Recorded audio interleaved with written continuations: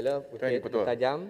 Terima kasih Tuan Yang Betul. Saya juga ingin membangkitkan Peraturan Mesyuarat 36/12, mana-mana ahli yang mengeluarkan kenyataan yang mengelirukan Dewan adalah disifatkan sebagai menghina majlis dan ahli itu boleh dirujuk kepada Jawatankuasa Hak dan Kebebasan bagi kesalahan itu.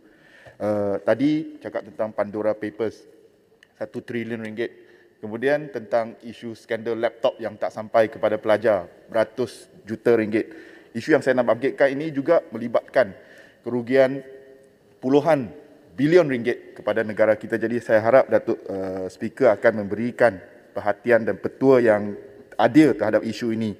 Saya secara spesifiknya merujuk kepada ucapan Yang Berhormat Ahli Parlimen Air Hitam merangkap Menteri Pengangkutan di dalam Dewan Yang Mulia ini pada 30 September 2021 dan juga jawapan bertulis yang diberikan kepada saya oleh Yang Berhormat Ahli Parlimen Ketereh merangkap Menteri Komunikasi dan Multimedia kepada saya juga dalam Parlimen ini pada 5 Oktober 2021.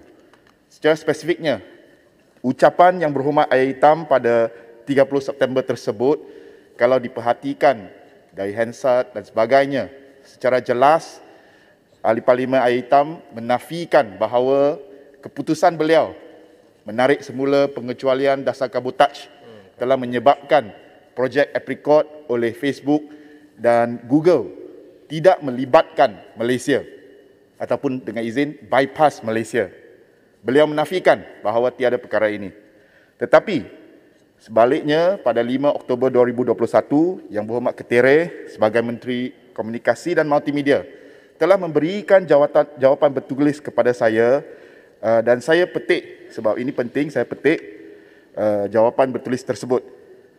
Yang Berhormat Ketereh berkata, pemilihan negara bagi menyertai rancangan pemasangan kabel internet Apricot dasar laut ataupun subsea cables adalah keputusan syarikat Facebook dan Google.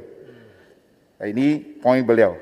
Malaysia tidak tersenarai dan beliau tambah lagi perkataan bahasa Inggeris dalam kurungan bypass sebagai salah satu negara yang terlibat dalam pendaratan stesen kabel dasar laut tersebut memandangkan isu pengecualian dasar kabotaj yang belum selesai.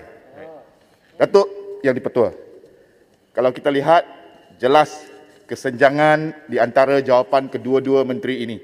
Perkara ini serius sebab mengikut bekas pengerusi MDEC, Datuk Dr. Rais Husin, oleh kerana Malaysia tidak dilibatkan ataupun kena bypass oleh Facebook dan Google, maka kita telah kehilangan pelaburan berteknologi tinggi puluhan bilion ringgit.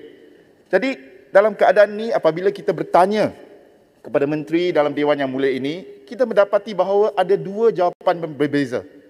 Jadi kesenjangan ini menunjukkan bahawa sudah tentu tak mungkin kedua-dua mereka betul.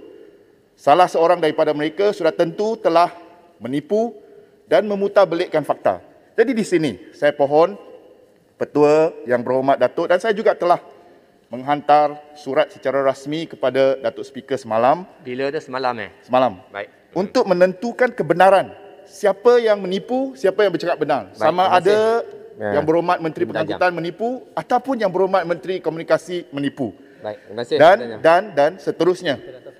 Setelah kita mendapat kebenaran tersebut, seterusnya merujukkan ahli parlimen yang menipu itu, menteri yang menipu itu ke Jawatankuasa Hak dan Kebebasan mengikut perkara 36/12. Saya berikan keputusan kepada Tuan Speaker untuk menentukan. Tapi kalau Tuan Speaker tidak ingin menentukan siapa yang cakap benar atau siapa yang menipu, maka saya sarankan supaya kedua-dua menteri tersebut dirujuk ke Jawatankuasa Hak dan Kebebasan. Sekian, terima kasih. Terima kasih Bukit Tajam. Saya dapat maklumat ini, iaitu Yang Dipertua Dewan Rakyat telah pun menulis kepada kedua-duanya.